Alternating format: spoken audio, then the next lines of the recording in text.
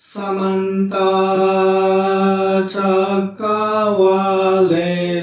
अत्र गच्छन्तु देवता सतामं मुनिराजस शृण्वन्तु सद्गमोक्षदं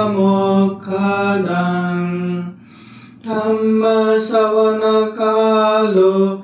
अयं भदन्ता धम्मश्रवणकालो अयं भदन्ता धम्मश्रवणकालो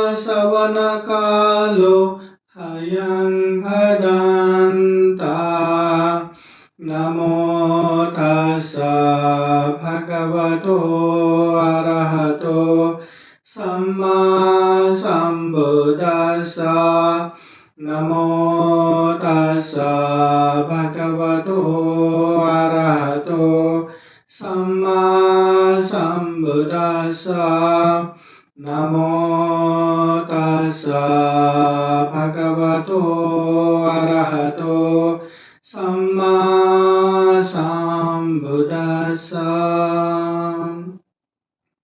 महाकारुणिक तथागत भगवान बुद्ध को त्रिवार वंदना।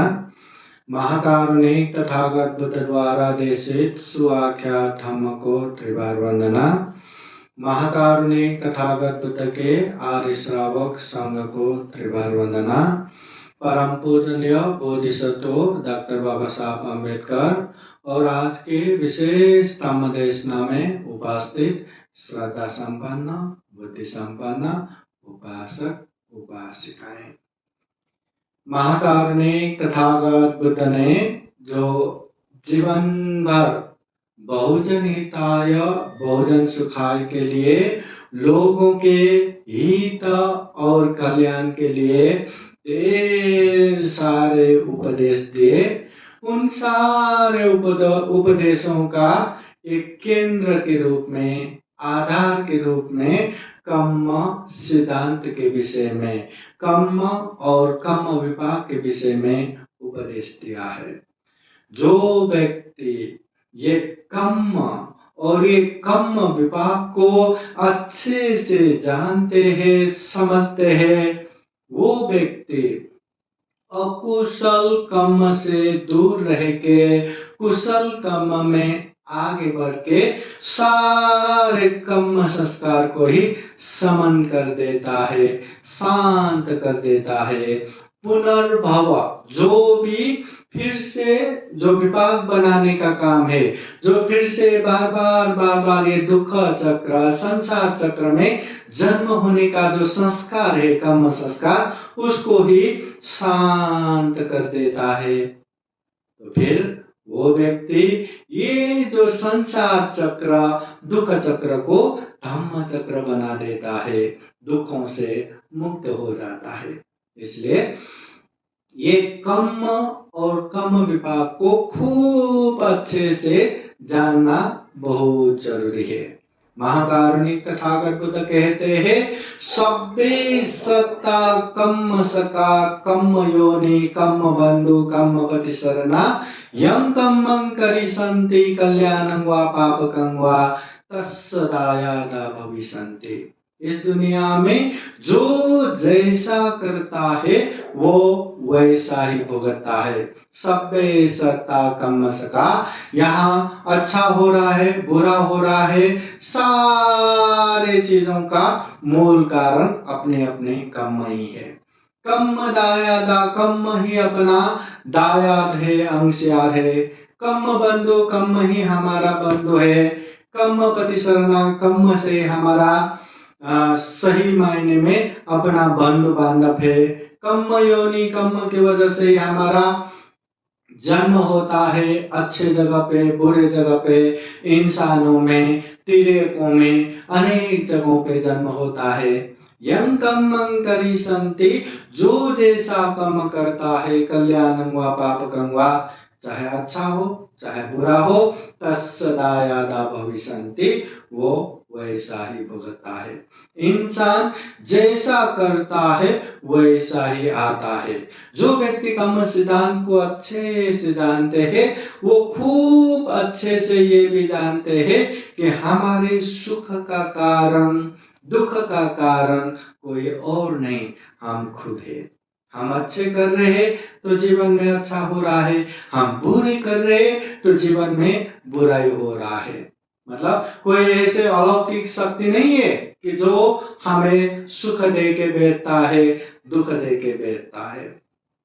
जीवन में अच्छा कर्म करेंगे तो उसका परिणाम अच्छा आएगा, बुरा करेंगे तो उसका परिणाम भी बुरा ही आएगा। इसलिए पहले अच्छा किया था इसलिए अभी अच्छा हो रहा है, अभी अच्छा करेंगे तो बाद में भी अच्छा होगा। पहले कुछ बुरा किया था इसलिए अभी बुरा हो रहा है, अभी बुरा करेंगे तो बाद में भी बुरा होगा। इस तरह से ये कर्म का विपाक आता है। ये कर्म और कर्म फल सिद्धांत को हमें जानना है। अब ये कर्म और कर्म फल को ये विविध रूप से, विविध प्रकार से इसको विभाजन करके दिखाया गया है महाकारुणिक तथागत बुद्ध ने। जैसे जो कर्म है वो कर्म का विपाक आता है, फल आता है। वो कर्म विपाक के आधार पे बौद्ध जगत में कर्म फल को 4 तरह से विभाजन करके दिखाया गया है। जैसे कि गरु कर्म 1, आसन्न कर्म 2, आचिन्न कर्म 3 और कटता कर्म 4। अभी ये गरु कर्म क्या है? जो जीवन में बहुत बड़ा कर्म करते हैं, बहुत ही भारी कर्म करते हैं, ऐसे कर्म को गरु कर्म कहते हैं। ये छोटे मोटे कर्म नहीं है, बहुत बड़ा। अच्छे में जैसे प्रथम ध्यान, द्वितीय ध्यान, तृतीय ध्यान, चतुर्थ ध्यान, ऐसे बड़े बड़े ध्यान प्राप्त करना। और बुरे में जीवन में ऐसे पाप करना जो पाप करने के बाद स्वयं तथागत बुद्ध भी नहीं बता सकता। जैसे कि पंच महापाप करना। पंच महापाप किया तो तथागत बुद्ध भी नहीं बचा सकता। अब ये पंच महापाप बोले तो जीवन में इस तरह के 5 बड़े पाप, जो पाप किया तो निश्चित रूप से अविंची महानरक में पतन होता ही है, कोई भी उसको नहीं बचा सकता। तो ये पंच महापाप क्या है? बौद्ध जगत में ये पंच महापाप बोले तो क्या जानना चाहिए? तो तथागत बुद्ध कहते हैं ये पंच महापाप, ये 5 बड़े पाप। सबसे पहले जन्मदाता पिता की हत्या करना, ये बहुत बड़ा पाप है, अक्षम्य पाप है, जिसका प्रायश्चित भी नहीं होता। दूसरा है जन्मदाता माता की हत्या करना, ये भी बहुत बड़ा पाप है, इसका भी प्रायश्चित नहीं होता। तीसरा है जो अरहत हो चुके हैं, दुख मुक्त हो चुके हैं, ऐसे व्यक्ति की हत्या करना, छिन्नाश्रवी व्यक्ति की हत्या करना, ये भी बहुत बड़ा पाप है। और चौथा है तथागत बुद्ध के शरीर से खून बहाना, चोट पहुंचाना, ये भी बहुत बड़ा पाप है। और 5वां है संग भेद करना, जो तथागत बुद्ध के श्रावक संघ है उसको अनेक तरह से टुकड़ा करना, विभाजित करना, संग भेद करना, ये भी बहुत बड़ा पाप है। जीवन में जो व्यक्ति इस तरह के गरुड़ कर्म करते हैं वो व्यक्ति निश्चित रूप से महा अविंची नरक में पतन होता है, दुर्गति में पतन होता है। किसी भी तरह वो पाप से नहीं बच सकता, उसका विपाक भुगतना ही रहता है। महाकारुणिक तथागत बुद्ध के समय में देवदत्त भिक्षु अनेक जातक कहानियों में भी आता है, जो बुद्ध होने वाले बोधिसत्व को अनेक तरह से दुख तकलीफ देते रहते हैं। और बुद्ध के प्रारंभिक जीवन में भी अनेक तरह से दुख तकलीफ देते रहे ये देवदत्ता। जब सिद्धार्थ गौतम गृह त्याग करके महाविनिष्क्रमण करके बुद्ध बन गए तो शक के राजकुमारों के साथ ये देवदत्त भी भिक्षु बन गया। अभी भिक्षु बनने के बाद ध्यान भावना करके जो भौतिक रूप से उनको अलौकिक शक्ति भी प्राप्त होता है। ध्यान साधना से थोड़ा शक्ति प्राप्त होता है। अभी ये लोकोत्तर नहीं, मतलब दुख मुक्ति का ये शक्ति नहीं है, लौकिक शक्ति है। पर उसमें इतना अहंकार आ गया कि अभी मुझ में भी शक्ति आ गया, मैं भी तो बुद्ध बन सकता हूँ। तथागत बुद्ध के पास कहते हैं कि अभी आप बूढ़े हो गए, आप आराम कीजिए, आपकी जगह पे मैं बुद्ध बन के संघ को शासन करता हूँ। तथागत बुद्ध भली भांति देवदत्त को जानते थे, इसलिए ये बात को स्वीकार नहीं किया। फिर तथागत बुद्ध को अपने रास्ते से हटाने के लिए देवदत्त ने क्या क्या प्रयास नहीं किया। तथागत बुद्ध को बदनाम करने का प्रयास किया, तथागत बुद्ध को हत्या करने का प्रयास किया, और वो भी एक बार नहीं, दो बार नहीं, तीन बार मारने का प्रयास किया। सबसे पहले मगध के राजकुमार अजातशत्रु, जो राजा बिंबिसार के सुपुत्र है, उनको हाथ में लेके उनको इतना कानों में फूंक दिया कि जीवन का कोई ठिकाना नहीं, कल को तुम मर गए तो राजा भी नहीं बन पाएंगे, तो बागी करो कि राजा बनने के लिए तुम्हारे पिताजी को जेल खाने में डालो। ऐसा कह वो अजातशत्रु भी देवदत्त के चमत्कारिक शक्ति देख के भक्त बन गए। फिर सारे बातें मानने वाले उपासक बन गए। तो देवदत्त ने जैसे जैसे कहा अपने पिताजी को जेल में डाला।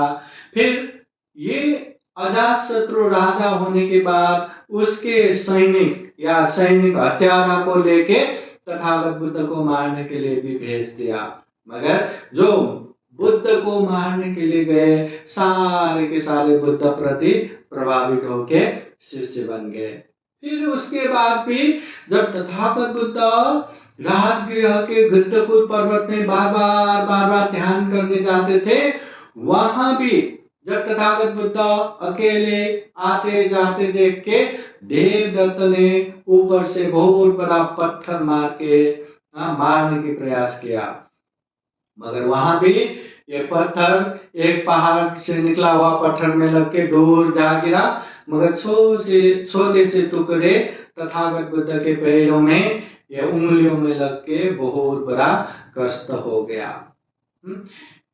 इसके बावजूद भी देवदत्त ने नालागिरी जैसे एकदम भयंकर हाथी को मदिरा पिला के या दारू पिला के पागल जैसा बना के तथागत बुद्ध के सामने छोड़ दिया, ताकि तथागत बुद्ध को पैरों के नीचे कुचल के मार दे। मगर तथागत बुद्ध के असीम मैत्री करुणा से वो नालागिरी हाथी भी पालतू जानवर की तरह सामने बैठ गए। इस तरह बार बार बुद्ध को मारने की प्रयास किया, सफल नहीं हुआ। फिर तथागत बुद्ध के पास जाके वो 5 चीजें कि भिक्षु होने के बाद ऐसा ही करना चाहिए, वैसा ही करना चाहिए मांगा बुद्ध ने। ये कोई पालन करना चाहते हैं तो पालन करेगा, नहीं तो ये पालन करना बाध्यता नहीं। तो बुद्ध की बातें सुन के देवदत्त ने सारे भिक्षुओं को ये बता के जो भी अपने पक्ष में आने वाले हैं सारे भिक्षुओं को लेके संघ में फूट डाल दिया, संघ भेद कर दिया, दूसरा ही संघ बना दिया। इस तरह देवदत्त ने अनेक पंच महापाप में आने वाले बड़े बड़े पाप करने के बाद अंत में पश्चाताप करके प्रायश्चित करने के लिए बुद्ध के दर्शन करने के लिए आए, मगर बुद्ध के नजदीक पहुंचते पहुंचते ये पृथ्वी के अंदर धंस के महा अविच्छ नरक में पतन हो गया। ये देवदत्त तथागत बुद्ध के रिश्ते में भाई है, तथागत बुद्ध के साथ पले बड़े है। तथागत बुद्ध के शासन में बुद्ध होने के बाद भिक्षु भी बने, ध्यान साधना करके लौकिक शक्ति भी प्राप्त किया, मगर मन साय अच्छा नहीं रहा, चेतना अच्छा नहीं रहा, बुद्ध के साथ रह के भी इतना बड़ा पंच महापाप किया, इतना बड़ा पाप किया कि वो महा अविंची नरक में पतन हो गया। जो व्यक्ति ऐसे गरुड़ कर्म करते हैं, तथागत बुद्ध भी उनको नहीं बचा सकता। अब यही देवदत्त की वजह से मगध के राजकुमार अजातशत्रु ने देवदत्त की बातें सुन के बागी करके अपने पिताजी को जेल में डाला, खुद राजा बन गया। और राजा बिंबिसार जब जेल में था तो फिर ये बात सुनने को आया कि राजा बिंबिसार जनता के प्रिय है, तो तुम्हारे पिताजी कभी भी जेल से निकल के जनता के सहयोग से फिर से राजा बन सकता है, तुम्हें जेल में डाल सकता है। अब क्या करूं? तो पिताजी को मार दो। तो ऐसे मारने का काम तो नहीं कर सकते, पिताजी है तो ठीक है, खाना मत दो, भूखे मर गया तो पाप किसको लगेगा? अन्न को लगेगा। रस्सी से बांध के रखो, अगर रस्सी से बांध के रखा वो उससे मर गया तो रस्सी को पाप लगेगा। ऐसा अनेक अनेक करके भूखा भूखा ही रखा। इसके बाद भी श्रोतापति फल में पहुंच के राजा बिंबिसार संक्रमण करते करते जिंदा रहा।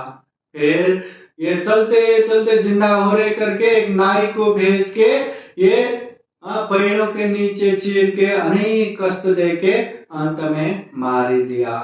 जब राजा अजातशत्रु के पुत्र प्राप्त हो गया तो उसे महसूस हो गया, अरे मेरे पुत्र प्राप्त हो गया, मैं इतना खुश हूं, क्या मैं जब जन्म हुआ मेरे पिताजी भी तो खुश हुआ रहेगा? तो वो भागा भागा अपने माँ के पास गए और पूछने गए, क्या जब मेरा जन्म हुआ पिताजी भी इतना ही खुश था? तो उसके माताजी कहते हैं, अरे मूर्ख, तुम जन्म होते समय तुम्हारे पिता इतना खुश, खुशी का ठिकाना नहीं। तो छोटे से समय में उम्र में जब तुम्हारे उंगली पे एक फोड़ा आया था तो उससे इतना तुम रो रहे थे, शांत नहीं हो रहे थे। तो उस समय राज दरबार में बैठे हुए तुम्हारे पिताजी के गोद में तुझे डाल दिया और खेलते खेलते वो उंगली तुम्हारे पिताजी के मुंह पे गए, तो वो मुंह के गर्मपना से तुम्हें आनंद मिला, तुम शांत बैठे और वो गर्मपना से वो फोड़ा फूट गया और उसके गंदगी मुंह पे आया। उस समय तुम्हारे पिताजी ने वो उंगली निकाल के थूकने तक भी तुम्हें कष्ट होगा, वो बाहर निकाला तो हवा से तुम्हें कष्ट होगा करके वो गंदगी मतलब अंदर घुटक गए, मगर तुम्हें कष्ट नहीं पहुंचाया। इतना खुश थे तुम्हारे पिताजी। ये बात सुन के पश्चाताप करते करते भागा भागा दरबार में आया और कहते हैं, मेरे पिताजी को मुक्त करो। तो वहां समाचार आया, पिताजी तो गुजर गए।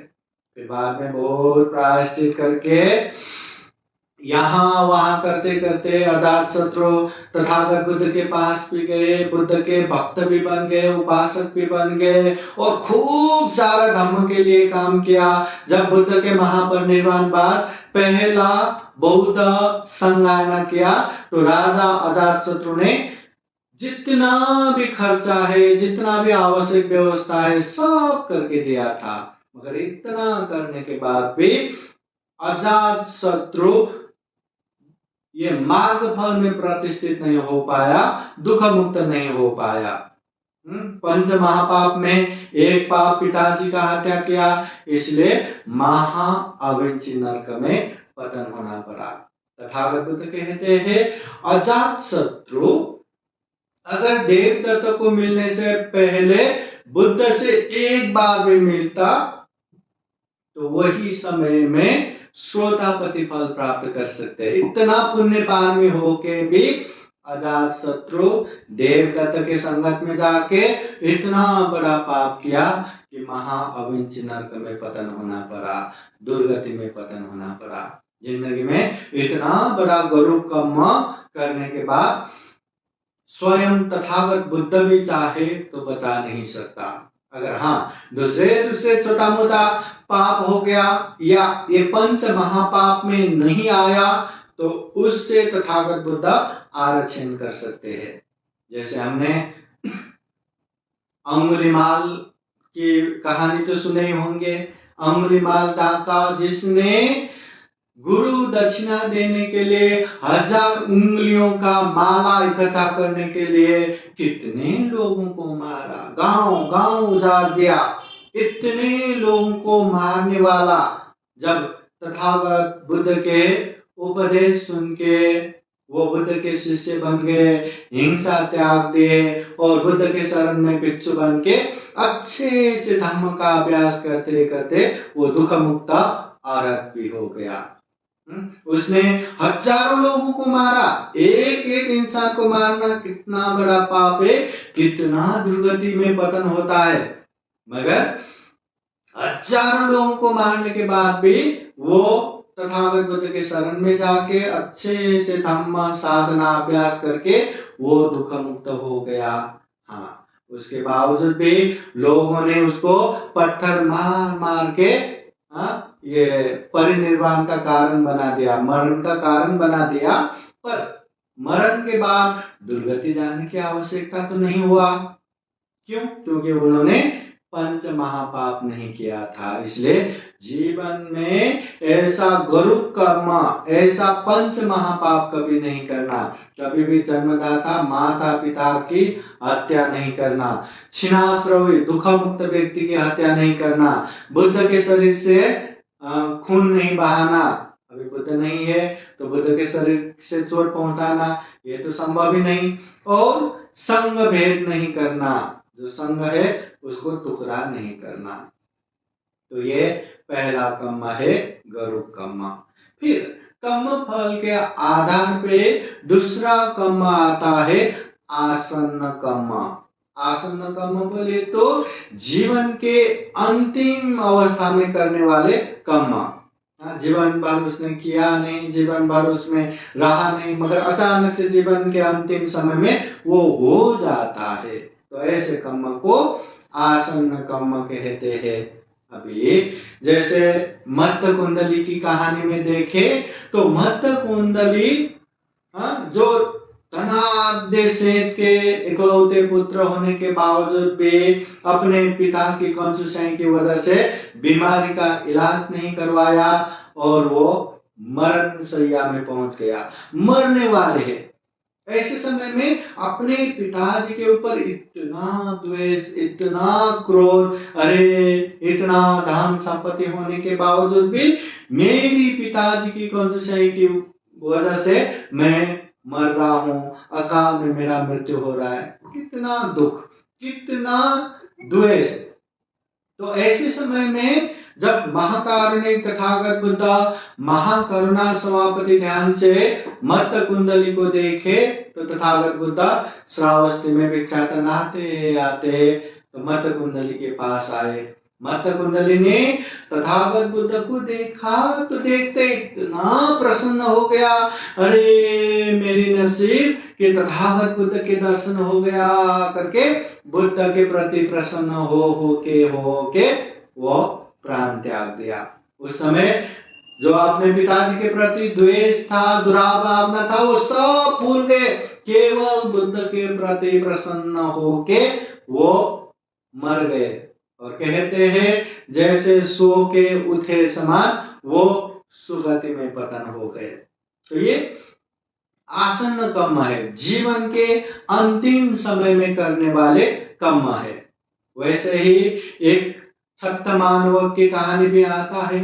सत्यमानव अपने घर से दूर गांव में जाके अच्छे से गुरुकुल में रह के पढ़ाई लिखाई किया और जब सभी पढ़ाई खत्म हो गया, शिल्प विद्या खत्म हो गया, तो गुरु को कहते हैं मैं आपको गुरु दक्षिणा के रूप में क्या दूं। तो गुरु कहते हैं अपने क्षमता के हिसाब से गुरु दक्षिणा देना रहता है।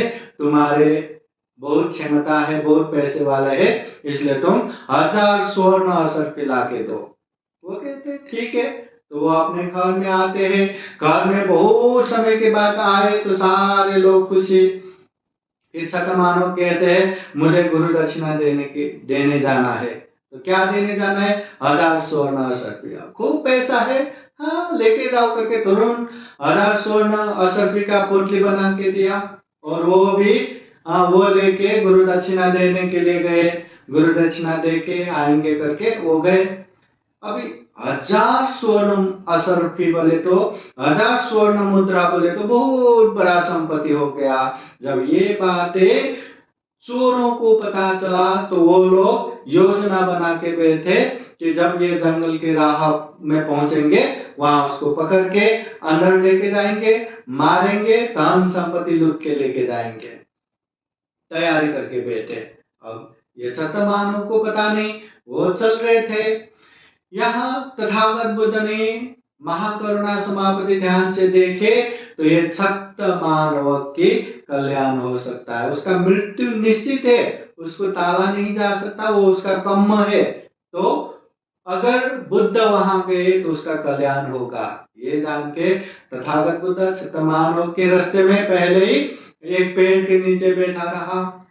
जब छक्त मानव चलते चलते पेड़ के नीचे तथागत बुद्ध को देखा तो इतना प्रभावित हो गया, एक देवता समान 32 महापुरुष लक्षण से युक्त, 80 व्यंजन से युक्त तथागत बुद्ध देवता से कम नहीं दिखते।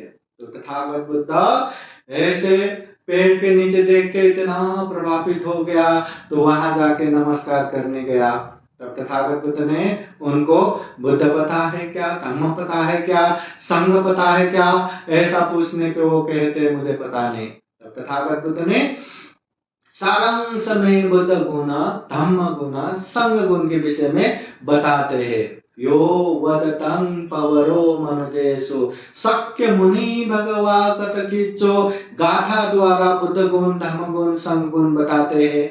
और वही समय में वो छतमानव ने उसको पाठ करके वही तथागत बुद्ध को वर्णना करके प्रभावित होके उपासक बन के वर्णना करके वहां से चले जाते हैं। और रास्ते में जाते जाते भी यो वदतं पवरो मनुजेषु शक्य मुनि भगवा कथकिच्चो, ये बुद्ध गुण, ये धम्म गुण, ये संघ गुण को याद करते करते, स्मरण करते करते मन में प्रसन्नता लाते लाते वो रास्ते में जा रहा था।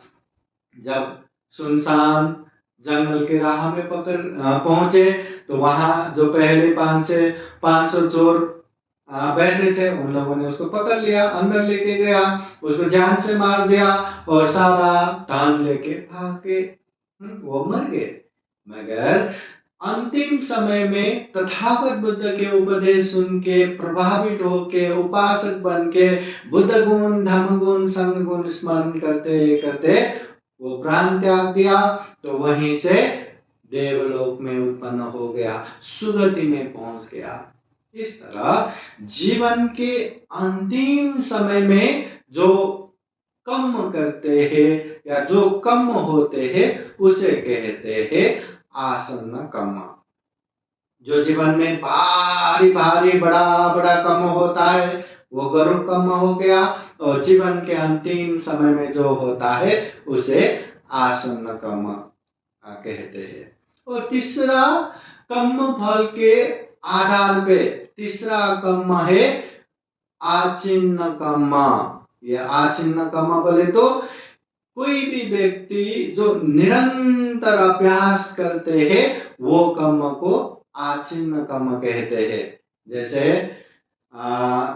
अच्छे पुण्य कार्य के लिए कोई निरंतर दान देने का अभ्यास करता है, कोई निरंतर शील पालन करने का अभ्यास करता है, कोई निरंतर ध्यान साधना करने का अभ्यास करता है, कोई निरंतर धम्म कार्य करने का अभ्यास करता है, कोई निरंतर विहारों में जाते हैं, कोई निरंतर खुद भी पुण्य करके दूसरों को भी पुण्य करवाता है। तो उसी तरह जो भी जीवन में निरंतर जो अभ्यास करते हैं ऐसे कर्म को आचिन्न कर्म कहते हैं। जैसे कि महाकारुणिक तथागत बुद्ध सम्यक संबुद्ध बनने के लिए अनंत अनंत जन्मों से उन्होंने 10 पारमिता पूर्ण किया, 10 उपपारमिता पूर्ण किया, 10 परमर्थ पारमिता पूर्ण किया। तो ये 30 पारमिता जो निरंतर अभ्यास किया, इसे आचिन्न कर्म कहते हैं। ये सिद्धार्थ गौतम बुद्ध जब दीपंकर तथागत बुद्ध के पास, उसी समय दीपंकर तथागत बुद्ध के सामने ही वो दुख मुक्त अरहत हो सकते थे, मगर अरहत न होते हुए जिस तरह दीपंकर तथागत दुनिया को दुख मुक्ति का राह दिखा रहे, वैसे ही उसको भी सम्यक संबुद्ध बनना था, इसलिए सम्यक संबुद्ध बनने की प्रार्थना किया। तो बुद्ध कोई वरदान देने वाला देवता तो है नहीं, तो बुद्ध किसी को भी तथास्तु करके वरदान नहीं देता। बुद्ध सारे चीज देखते हैं, तो ये सही में बन सकता है क्या? तो सारी चीज देखने के बाद हाँ, निश्चित रूप से ये आगे जाके सिद्धार्थ गौतम बुद्ध बन सकते हैं। इनका राज्य कपिल वस्तु होगा, उनका पिता शुद्धोधन, माता महामाया देवी होगा, इनका अग्र श्रावक सारिपुत्र मौद्गल्यन होगा। ऐसा सारी चीज देखने के बाद नियत व्याकरण या निश्चित भविष्यवाणी करते हैं कि ये आगे जाके बुद्ध बनेगा। तो वो बुद्ध बनने की नियत व्याकरण दीपंकर बुद्ध से प्राप्त होने के बाद सिद्धार्थ बोधिसत्व ने, उस समय सुमेध ऋषि ने बुद्ध बनने के लिए क्या करना पड़ता है, ये पहले के बुद्ध क्या करते हैं? अच्छा, वो लोग 10 पारमिता पूर्ण करते हैं, दान, शील, नैष्कर्म, वीर्य, प्रज्ञा, शांति, सत्य, अधिष्ठान, मैत्री, उपेक्षा। तो ये 10 पारमिता पूर्ण करते हैं। फिर उसके आगे 10 उपपारमिता पूर्ण करते हैं, फिर उसके आगे 10 परमर्थ पारमिता पूर्ण करते हैं। तो ये सारी चीज जानने के बाद उन्होंने 4 लाख असंख्य कल्प तक अनेक जन्म लेके उन्होंने ये पारमिता पूर्ण किए। ये पारमिता पूर्ण करते समय का जो जीवन है, उसे ही जातक कथा भी कहते हैं। तो तथागत ये सिद्धार्थ गौतम बुद्ध ने दीपंकर बुद्ध के पास प्रार्थना करके बुद्ध बनने का नियत व्याकरण निश्चित भविष्यवाणी प्राप्त होने के बाद उन्होंने जो पारमिता निरंतर अभ्यास किया, पूर्ण किया, इसी को आचिन्न कर्म कहते हैं। और ये महत्वपूर्ण है। जीवन में हमें कुछ अच्छा करना है तो निरंतर अभ्यास करना है। तो इसलिए सबसे पहले हमें अच्छा बुरा जानना है। अच्छा करके जीवन में अच्छा होगा, बुरा करेंगे तो जीवन में बुरा होगा। इसको एकदम अच्छे से अनुभव करना है। उसके बाद अच्छे चीजों में निरंतर अभ्यास करके जाना है और बुरे चीजों से निरंतर दूर रहने का अभ्यास करना है। तो जो निरंतर अभ्यास करते हैं, ऐसे कर्म को ही आचिन्न कर्म कहते हैं। तो इस तरह कर्म फल के आधार पे एक हो गया गरुड़ कर्म, पहाड़ी कर्म, दूसरा हो गया आसन्न कर्म, जीवन के अंतिम समय में होने वाला कर्म, तीसरा हो गया आचिन्न कर्म, जो निरंतर अभ्यास करने वाला कर्म, और चौथा है कतत्ता कर्म। कतत्ता कर्म बोले तो जीवन में कभी कभी ही होने वाले कर्म, मतलब वो निरंतर अभ्यास भी नहीं किया जाता, कभी कभी कैसे कैसे हो जाता है। ऐसे कर्म को ये कतत्ता कर्म कहते हैं। जैसे हम पुटीगत भिक्षु की कहानी सुनते हैं। तथागत बुद्ध के समय में श्रावस्ती के जैतवन बुद्ध विहार में वो बीमार भिक्षु, जो बीमारी की वजह से एक ही जगह पे वहीं मल मूत्र त्याग करके वहीं खाना खा के नर्क जैसे जीवन बिता रहे थे, ऐसे भिक्षु को स्वयं तथागत बुद्ध आके वो भिक्षु की सेवा करते हैं, वो भिक्षु को साफ सुथरा करते हैं और बाकी भिक्षुओं को भी कहते हैं यो गिलानंग उपत्थाते सोमंग उपत्थाते। जो बीमारियों का सेवा करते हैं वो मुझे अर्थात बुद्ध को सेवा करना समान है, ऐसा कहते हैं। तो वही भिक्षु, तिस्स भिक्षु जो एकदम बीमारी है इसलिए उसको पुतिगत तिस्स भिक्षु कहते हैं। तो वो भिक्षु तथागत बुद्ध के उपदेश सुन के दुख मुक्त अर्हत भी हो गए। तो इतना अर्हत होने की पुण्य पारमिता है, तो वो इतना बीमारी क्यों, और इतना बीमारी जीवन में है तो ऐसे दुख मुक्त कैसे? तो महाकार ने तथागत बुद्ध कहते हैं वो तिस्स भिक्षु इतना बीमारी होने का कारण भी खुद का ही पुण्य की वजह से और अनंत होने का कारण भी खुद का ही। उन्होंने प्राणियों को पहले जन्म में शिकारी होके प्राणियों को अनेक तरह से दुख कष्ट पूर्वक हिंसा किया।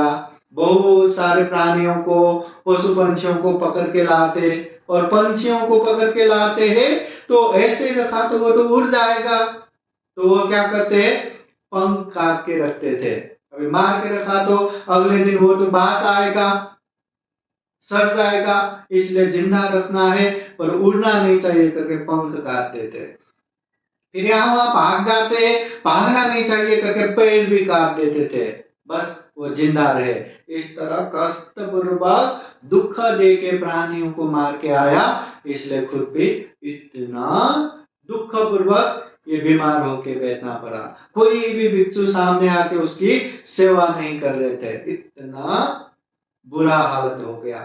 पर इतना होने के बावजूद भी वो दुख मुक्त कैसे हो गया? तो वही समय में उसने एक अर्हत भिक्षु को, जो छिन्नाश्रवी भिक्षु को कुछ भोजन दान दिया और भोजन दान देते समय उसने संकल्प किया जो ज्ञान आपने प्राप्त किया वो ज्ञान मैं भी प्राप्त कर सकूं। देखिए कभी कभी होने वाले वो पुण्य की वजह से तथागत बुद्ध के पास आके वो दुख मुक्त भी हो गए। इसलिए ये जीवन में कभी कभी होता है, ये निरंतर नहीं, हमेशा नहीं, चाह के नहीं, अभ्यास करके नहीं, कभी कभी ही होने वाले ऐसे कर्म को कतत्ता कर्म कहते हैं। इस तरह महाकारुणिक तथागत बुद्ध कर्म फल के आधार पे 4 तरह का कर्म फल बताया है। एक है गरुड़ कर्म, जो एकदम भारी कर्म, जो देवदत्त ने करके गया, जो अजातशत्रु ने करके गया, इसलिए वो बुद्ध भी उनको आरक्षण नहीं कर पाए, महाविचि नरक में पतन हो गए। और अंगुलीमाल ने ऐसे भारी गरुड़ कर्म नहीं किया था, इसलिए हजारों लोगों को मारने के बाद भी वो दुख मुक्त हो पाए। फिर उसके बाद आता है आसन्न कर्म, जो जीवन के अंतिम समय में होने वाले, जैसे मत कुंडली, जैसे छतमानव बुद्ध को देख के प्रसन्न होके वहीं उन लोगों का मृत्यु हो गया तो सुगति में उत्पन्न हो गया। फिर आता है आचिन्न कर्म, जो निरंतर अभ्यास करते हैं, जैसे बुद्ध बनने के लिए बोधिसत्व ने 10 पारमिता, 10 उपपारमिता, 10 परमत पारमिता निरंतर अभ्यास करते हैं, वो आचिन्न कर्म। फिर वैसे ही कतता कर्म, जीवन में कभी कभी ही होने वाले कर्म कतता कर्म है। जैसे कि ये 30 भिक्षु इतना बीमार होने के बाद भी दुख मुक्त हो पाए क्योंकि उसने छिन्नाश्रवी भिक्षु को अचानक से दान देने का सौभाग्य प्राप्त हो गया और जैसे उन्होंने ज्ञान प्राप्त किया मैं भी वो ज्ञान प्राप्त करूं करके संकल्प करके आया था, इसलिए वो दुख मुक्त हो पाया। इसलिए ये कर्म फल के आधार पे 4 प्रकार के कर्म फल। इसी तरह बौद्ध जगत में देखा जाए तो अनेक तरह से कर्म और कर्म फल के प्रकार मिलता है। जैसे काम के हिसाब से 4 तरह के कर्म है। जनक कर्म, जैसे उत्पाद करना या जन्म देने वाला कर्म। दूसरा है उपस्तंभक कर्म, अर्थात उत्पन्न कर्म को उपस्तंभ या आधार देने वाला कर्म। तीसरा है उपपीलक कर्म, अर्थात पीछे पड़कर पीड़ा देने वाला कर्म, निरंतर पीछे ही पड़ने वाला कर्म। और चौथा है उपघातक कर्म, अर्थात उपघात करना या आ रहे कर्म को काट देने वाला कर्म। इस तरह काम के हिसाब से 4 तरह का कर्म है। फिर कर्म फल समय के हिसाब से भी 4 तरह का कर्म फल है, जैसे कि दिक्थ धम्म वेदनीय कर्म, अर्थात इसी जन्म में प्रत्यक्ष फल देने वाला कर्म। जो भी हम कर्म करते हैं यहीं के यहीं आंखों देखा फल देने वाला कर्म, इसे कहते हैं दिक्थ धम्म वेदनीय कर्म। दूसरा है उपपर्यवेदनीय कर्म, या ये जन्म में नहीं पर दूसरे जन्म में फल देने वाला कर्म।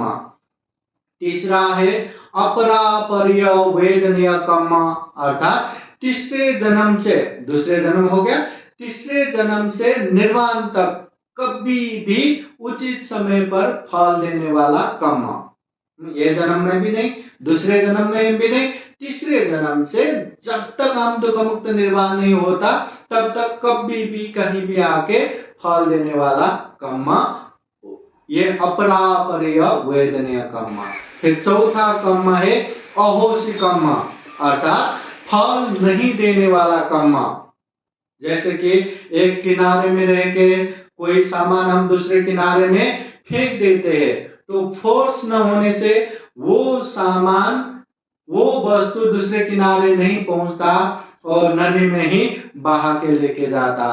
वैसे ही बहुत सारे ऐसे कर्म रहता है जो कर्म का फोर्स न होने से उसका विपाक नहीं आता, या वो कर्म का विपाक आने नहीं देता, ऐसे कर्म को अहोसी कर्म कहते हैं।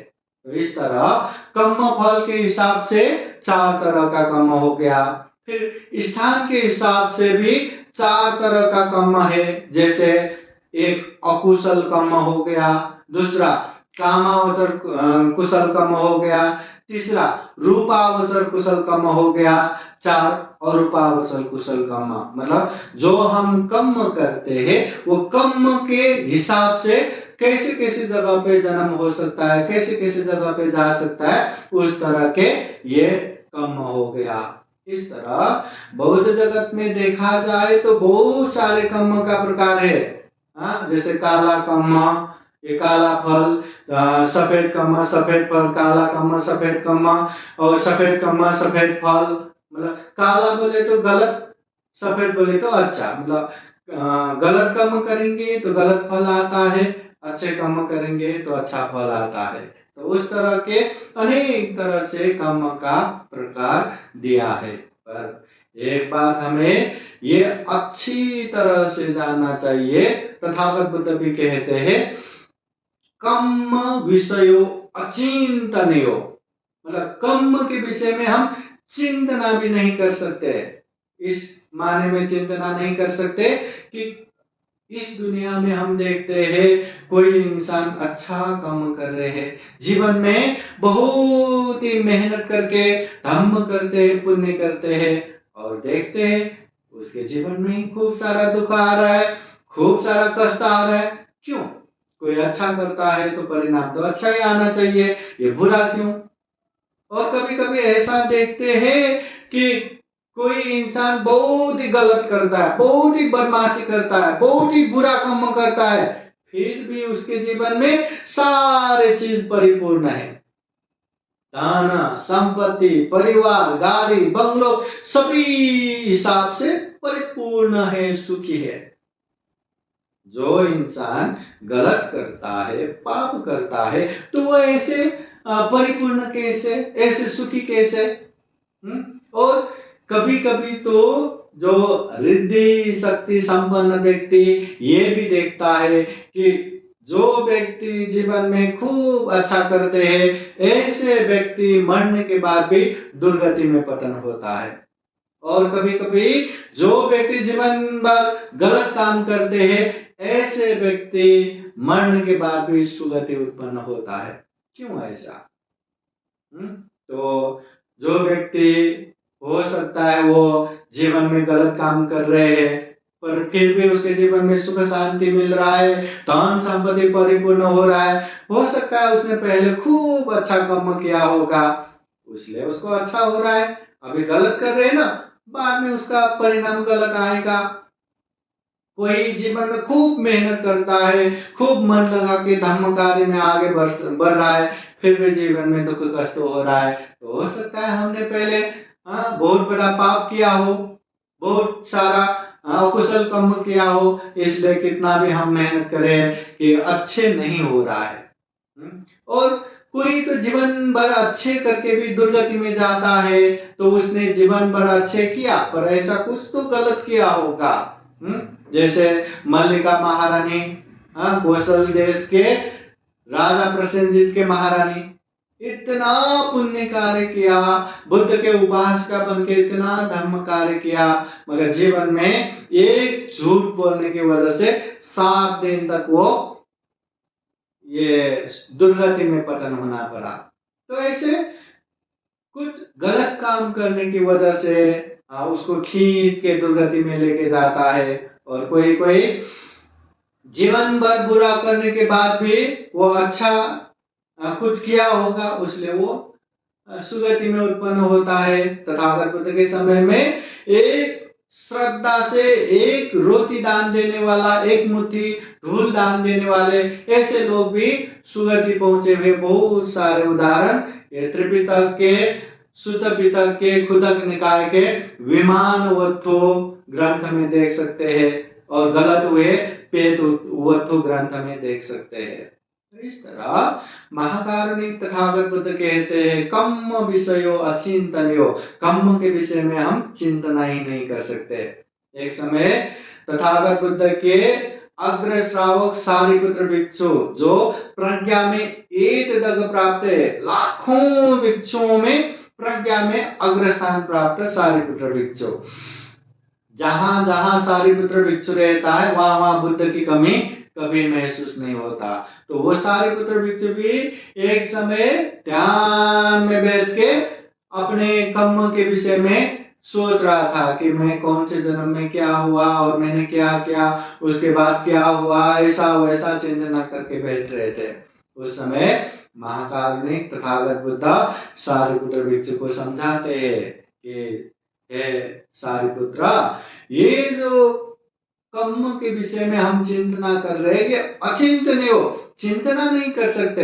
ऐसे अनमतज्ञ, अनंत जन्म मरण ऐसे हम कल्पना उसके विषय में अगर हम सोचता रहा, देखता रहा, तो ये जिंदगी खत्म हो जाएगा, फिर भी वो खत्म नहीं होगा। इसलिए ज्यादा ही कर्म के विषय में ऐसा वैसा सोच के बैठना नहीं है, बस हमें अच्छा करना है, ये प्रकृति का नियम है। अच्छा करेंगे तो अच्छा परिणाम आएगा। हो सकता है वो तुरंत ना आए, कोई कोई कर्म का परिणाम क्या रहता है, अभी क्या अभी परिणाम आता है। किसी को अच्छा बोला तुरंत वो भी अच्छा बोलेगा, किसी को अच्छा किया तुरंत उसका अच्छा परिणाम आएगा, तत्काल आता है। और कोई कोई कर्म फल कुछ समय के बाद आता है, कोई कोई कर्म फल जीवन के अंतिम समय में आता है, कोई कोई कर्म फल जीवन के बाद आता है, सुगति दुर्गति प्राप्त होता है। इसलिए कोई भी कर्म का फल अभी नहीं आया करके हमें लापरवाही नहीं होना। बहुत सारे पाप करने वाले, अकुशल करने वाले, इतना पाप करने के बाद भी मुझे पैसा मिल रहा है, मुझे ये सुख सुविधा मिल रहा है, उसमें बहुत मजा ले लेके वो पाप करता है, मगर जब वो पाप का फल भुगतना पड़ेगा ना, तो आंखों से आंसू गिरा के एकदम पश्चाताप करते करते शोक संताप से भुगतना पड़ेगा। और ये पुण्य, ये धम्म भी, ये इतना कर रहे, दान दे रहे, शील पालन कर रहे, ध्यान भावना कर रहे, पर उसका परिणाम ही नहीं दिख रहा है, जीवन में सुख शांति नहीं हो रहा है, ऐसा निराशा भी नहीं होना। बूंद बूंद मिलके घड़ा भर जाता है, वैसे ही थोड़ा थोड़ा पुण्य मिलके भी बहुत बड़ा सुख का कारण बनता है। इसलिए जीवन में हमें निरंतर पुण्य ही करना चाहिए, धर्म ही करना चाहिए। अगर कोई व्यक्ति गलत काम करता है, अकुशल करता है, पाप करता है, तो उसका विपाक उसी को भुगतना पड़ेगा। ऐसा नहीं कि मैंने गलत काम किया, मैंने अकुशल पाप किया, अभी क्या करे, अभी मैं तो बड़ा बनते हूँ, छोटे बनते को बांध देता हूँ, या मेरा बहुत सारे उपासक उपासिकाएं, चलो उपासक उपासिकाओं को बांध देता हूँ। क्या ये संभव है क्या? नहीं। मैंने पाप किया तो मुझे ही भुगतना पड़ेगा, जिसने किया उसी को भुगतना पड़ेगा। और वो पाप से बचने की जगह इस दुनिया में कहीं भी नहीं है। चाहे पानी के नीचे छुपो, समुद्र के नीचे छुप के बैठो, पाप से नहीं बच सकता। चाहे आकाश में छुप के बैठो, पाप से नहीं बच सकता। चाहे जमीन में, जंगल कंदरा गुफाओं में छुप के बैठो, पाप से बचने की जगह कहीं भी नहीं है। इसलिए महाकारुणिक तथागत बुद्ध धम्मपद में कहते हैं, नान्तलिखे न समुद्रमध्ये न पब्बतानं विवरं पविश न विजति सो जगति पदेशो यथा थियो मुञ्चेय पापकम्मा न अंतलिखे न समुद्र मध्य। अगर कोई व्यक्ति पाप करता है, अकुशल करता है, तो वो पाप से बचने की जगह न आकाश में है, न समुद्र में है, न जमीन में है। पाप से बचने की जगह इस दुनिया में कहीं भी नहीं है। मतलब कोई गलत करता है, कोई अकुशल करता है, तो वो अकुशल का विपाक हमें भुगतना ही है, भुगतना ही पड़ेगा। जीवन में छोटे छोटे भी अकुशल करो, जीवन में छोटे छोटे भी पाप करो, उसका भी विपाक बनता है, उसका भी हमें दुष्परिणाम भुगतना पड़ेगा। और जीवन में छोटे से छोटे पुण्य करो, धर्म करो, उसका भी अच्छा परिणाम जीवन में आएगा। इसलिए जीवन में हमेशा पुण्य करना चाहिए, धर्म करना चाहिए, कुशल कर्म करना चाहिए, अकुशल कर्म नहीं करना चाहिए। एक बार महाकारुणिक तथागत बुद्ध भिक्षुओं को जमा करते हुए ऐसे नख में थोड़ा सा धूल लेते हैं और पूछते हैं, भिक्षुओं बताओ, मेरे नख में ज्यादा धूल है या पृथ्वी में ज्यादा धूल है? सारे भिक्षु कहते हैं, भगवान आपके नख में तो क्या धूल है, सारा पृथ्वी धूली धूल से भरा हुआ है, आपके नख में एकदम कम, न्यून, थोड़ा गौण ही धूल है, सारा पृथ्वी में ज्यादा धूल है। तो तथागत बुद्ध कहते हैं, भिक्षुओं इसी तरह इस दुनिया में अच्छे कर्म को जानने वाले, अच्छे कर्म को पालन करने वाले और अच्छे कर्म को पालन करके अच्छे परिणाम प्राप्त करने वाले, मेरे नख में जितना धूल है उतना ही है। अच्छे कर्म को ना जानने वाले, अच्छे कर्म को पालन न करने वाले और अच्छे परिणाम को प्राप्त न करने वाले, पृथ्वी में जितना धूल है उतना ही है। महाकारुणिक तथागत बुद्ध संयुक्त निकाय के सती सूक्त में कहते हैं। तो हमें भी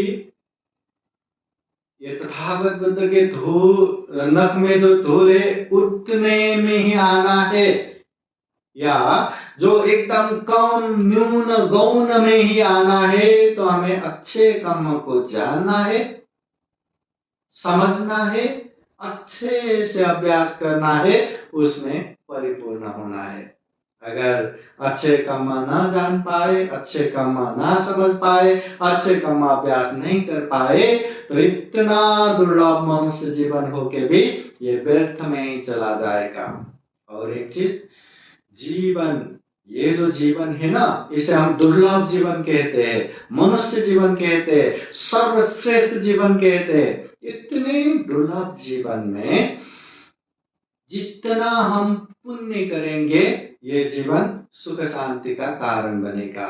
और ये जीवन में हम ज्यादा से कुशल कर्म किया, न केवल ये जीवन में सुख शांति प्राप्त होगा, जब तक दुख मुक्त निर्वाण प्राप्त नहीं होगा तब तक ये पुण्य सुख शांति का कारण बनता रहेगा और परछाई की तरह पीछे पीछे बढ़ता रहेगा।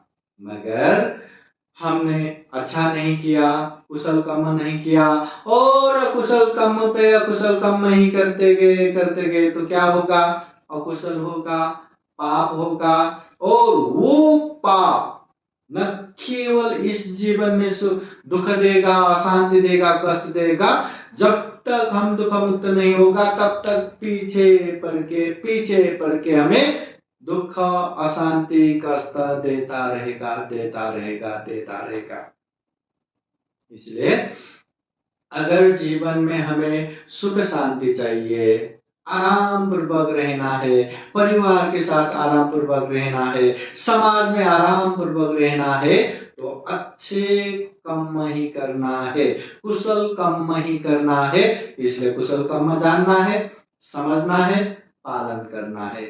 और दुख, अशांति नहीं चाहिए तो अकुशल कर्म से दूर रहना है। अकुशल कर्म बोले तो ये शरीर से बुरा नहीं करना, वाणी से बुरा न बोलना, मन से बुरा न सोचना। कम से कम ये शरीर से ये हिंसा करना, चोरी करना, व्यभिचार करना, ये अकुशल नहीं करना। कम से कम ये वाणी से झूठ बोलना, असत्य बोलना, चुगली करना, निंदा चर्चा करना, ये पाप नहीं करना। और कम से कम ये मन से भी ये लोभ लालच रखना, द्वेष रखना और मिथ्या दृष्टि होना, ये अकुशल कर्म नहीं करना है। और कुशल पुण्य कर्म करना है बोले तो हमें दान देना चाहिए, शील पालन करना चाहिए, ध्यान भावना करना चाहिए, जो सम्माननीय व्यक्ति है उसको सम्मान करना चाहिए, जो सम्माननीय व्यक्ति है उसकी सेवा करना चाहिए, जो हम पुण्य प्राप्त करते हैं वो पुण्य दान करना चाहिए। उसी तरह ये कोई पुण्य दान करता है तो उसका अनुमोदन करना चाहिए, धम्म देशना सुनना चाहिए, धम्म की बातें दूसरों को भी सुनाना चाहिए, अंधविश्वास से दूर होना चाहिए। ऐसा ढेर सारा पुण्य कर्म भी हमें करना चाहिए। तो इस तरह अकुशल कर्म से दूर रह के कुशल कर्म में आगे बढ़ेंगे तो निश्चित रूप से जीवन में सुख शांति होगा, निर्वाण प्राप्ति का सहायक बनेगा। जब तक कर्म है, कर्म का फल तो भोगना ही है। अच्छे कर्म रहा तो अच्छे जगह पे, बुरे कर्म रहा तो बुरे जगह पे। जब ये कर्म संस्कार पूर्णतः शांत होगा, समन होगा, तब अच्छे जगह पे भी जन्म नहीं, बुरे जगह पे भी जन्म नहीं। जब तक ये जीवन है उसके बाद दुख मुक्ति है। तो उसके लिए हमें कर्म को भी अच्छे से समझना है, कर्म विपाक को भी अच्छे से समझना है और जीवन में ढेर सारा कुशल कर्म करते करते ये दुर्लभ जीवन, ये अमूल्य जीवन, ये सर्वश्रेष्ठ जीवन को भी सफल और सार्थक बनाना है। तो आज के समय में इतना ही धम्म देशना देते हैं और कामना करते हैं कि हम भी जीवन में खूब सारा कुशल कर्म करते करते सभी दुखों से मुक्त निर्वाण की तरफ निरंतर आगे बढ़ सके। जीवन में बुद्ध धम्म संघ का आशीर्वाद रहे और खूब सारा पुण्य कर्म, कुशल कर्म कर सके, यही कामना करते हुए ये धम्म देशना यही समापन करते हैं और बुद्धवाणी पाली गाथा द्वारा आशीर्वाद देते हैं। सवेतियो विवचन्तु सब्बरोगो विनाशतु माते भवतु अन्तरायो सुखी दीर्घायुको भव। भवतु सर्वमङ्गलं रक्षन्तु सर्वदेवता सर्वभूतानुभावेन सदा सुखी भवन्तु ते भवतु सर्वमङ्गलं रक्षन्तु सर्वदेवता सर्वधर्मानुभावेन सदा सुखी भवन्तु ते भवतु सर्वमङ्गलं रक्षन्तु सर्वदेवता सर्वसङ्गानुभावेन सदा सुखी भवन्तु ते एचितं पाचितं तुह्यं क्षिप्रमेव समीचतु सर्वे पुरन्तु चित्तसङ्कल्पा छन्दोपन्नरसो यथा आयु आरोग्ये सम्पत्ति सर्गसम्पत्तिमेव च अतो निब्बान सम्पत्ति इमिनाते समीचतु साधु साधु साधु बुद्धं नमामि धम्मं नमामि संघं नमामि। सुखी हो, मंगल हो, कल्याण हो।